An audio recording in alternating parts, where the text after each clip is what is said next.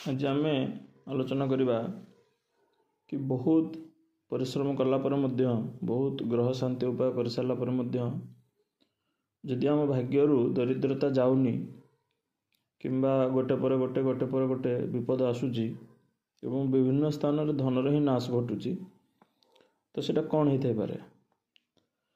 तो पराश्री होरारे दीटा श्लोक अच्छी जे कि इंडिकेट करुचे कि ग्रह मान ही धनर नाश कर दियंती।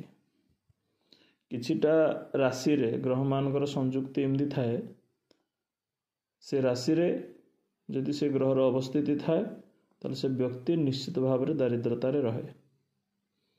तो आपण माने निज जातक आज निजे देखंतु मु जो जोग कथा कहूची यदि से जोग आपण जातक अच्छी तार आप निश्चित हो जाते कि आपंकर धननाश निश्चित हम एवं यार उपाय कौन कले एटा समाधान हो पार तापर मुझे कहीदेवी।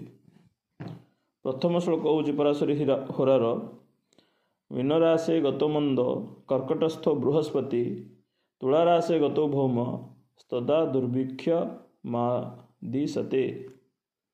अर्थात आम सब शनि राहु केतु को आमर दारिद्रतार कारक कहू। बहुत सारा बड़ बड़ एस्ट्रोलॉजर दरिद्रता हेले शनि राहु केतु ना ही निज डंगा को पार कर दियंती।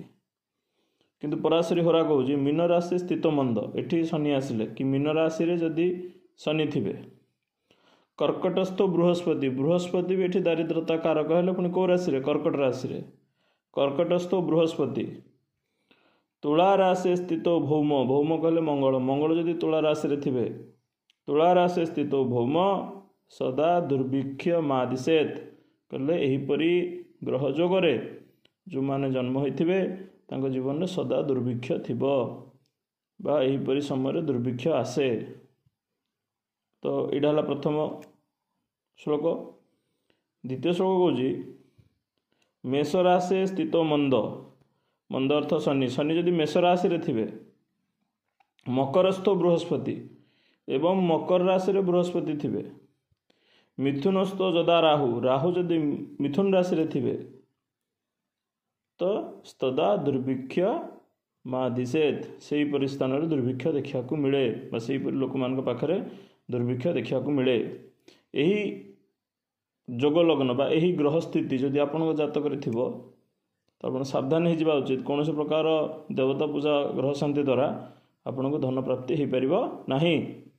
आपण पाखे धन प्राप्ति हम जो ग्रह गुड़िक नीच भाव को जाइछंती बा जो ग्रह गुड़िक असुविधा पकई से ग्रहर शांतिकरण द्वारा धन प्राप्ति हम।